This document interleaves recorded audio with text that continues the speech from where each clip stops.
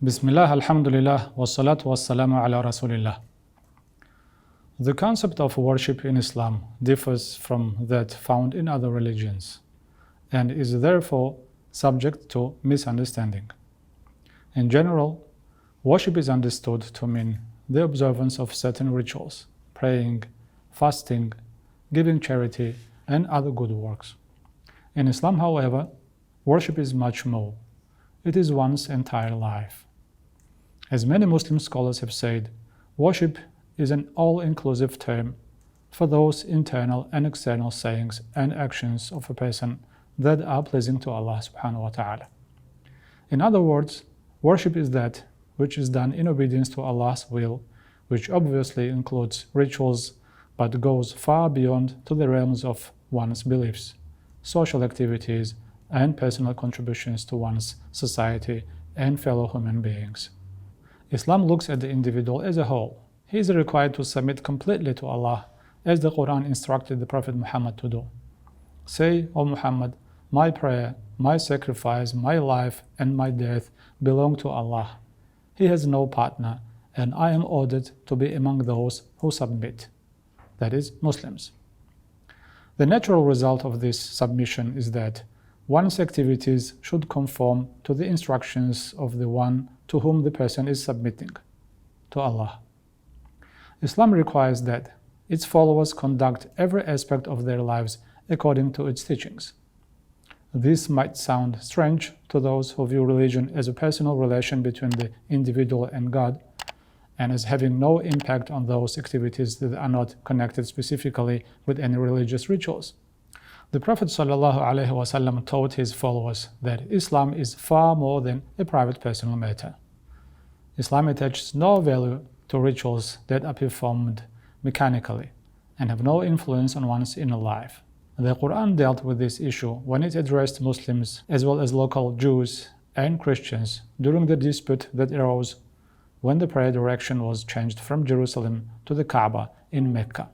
Bismillahir Rahmanir Rahim. ليس البر أن تولوا وجوهكم قبل المشرق والمغرب ولكن البر من آمن بالله واليوم الآخر والملائكة والكتاب والنبيين وآتى المال على حبه ذوي القربى واليتامى والمساكين وابن السبيل والسائلين وفي الرقاب وأقام الصلاة وآتى الزكاة والموفون بعهدهم إذا عاهدوا والصابرين في البأساء والضراء وحين البأس أولئك الذين صدقوا وأولئك هم المتقون. It is not righteousness that you turn your faces toward the east or the west, but righteous is he who believes in Allah and the last day and the angels and the book and the prophets, and gives his beloved money to the relatives and the orphans and the needy, and over the ransoming of the captives, and who observes prayer and pays the poor due, and those who fulfill their promises when they have made one, and the patient in poverty and affliction, and the steadfast in time of war. It is those who have proved truthful, and it is those who are God-fearing. The deeds mentioned in the above verse are indications that a person is righteous, but they are only a part of worship. Faith, according to the Prophet ﷺ, is the basis of worship and is made up of 60 and some branches, the highest of which is the belief in the oneness of Allah, that is, there is no God but Allah, and the lowest in the scale of worship is removing obstacles and dirt from people's way. Honest work is considered a type of worship. The Prophet ﷺ said, whoever finds himself at the nightfall tired of his work, God will forgive his sins. Seeking knowledge is one of the highest types of worship. The Prophet ﷺ told his companions that seeking knowledge is a religious duty on every Muslim. He ﷺ also said, seeking knowledge for 1 hour is better than praying for 70 years. Social courtesy and cooperation, when done for the sake of Allah, are also part of worship. Receiving your friend with a smile is a type of charity. Helping a person to load his animal is a charity, and putting some water in your neighbor's bucket is a charity. In Islam, the performing of one's duties is also considered an act of worship. The Prophet ﷺ told us that whatever one spends for his family will be counted as an act of worship for which he will be rewarded, provided that he has acquired it through Islamically acceptable means. Kindness to family members, no matter how small, are also viewed as acts of worship. Even activities that we enjoy very much, such as sexual relations with one's spouse, are considered acts of worship as long as they are performed in accordance with the relevant Quranic and prophetic guidelines. For example, the Prophet ﷺ once told his companions that they would be rewarded even for engaging in intimacy with their wives. They were astonished and asked, "Are we to be rewarded for doing something that we enjoy very much?" The Prophet ﷺ replied, "If you satisfy your desires illegally, will you be punished?" They replied, "Yes." So he said, "By satisfying it legally with your wives, you will be rewarded." It is clear from the previous discussion that the concept of worship in Islam is a comprehensive concept that includes all of the positive activities engaged in by an individual. This is in agreement with the all-inclusive nature of Islam, which regulates life on the individual, social, economic, political, spiritual, and all other levels of one's life. This minute attention to one's activities is the reason why the Quran and the example and sayings of the Prophet ﷺ deal with all aspects of an individual's and a society's life. As following these guidelines is an act of obedience to Allah, He considers them as an act of worship. This very positive attitude encourages individuals to follow the relevant guidelines and thus to bring about personal and social transformation. It also causes an individual to internalize the guidelines, for even if no one is watching him, he knows that Allah is watching him. Discussing non-ritualistic types of worship first does not mean that the ritualistic ones have less importance. In fact, if the latter are performed correctly and sincerely, they elevate the individual both spiritually and morally and actually help him to live a righteous life according to the guidance of Allah. Islam has several ritualistic activities that all Muslims are expected to perform. The most important one is the prayer, salah, which must be performed according to a specific style.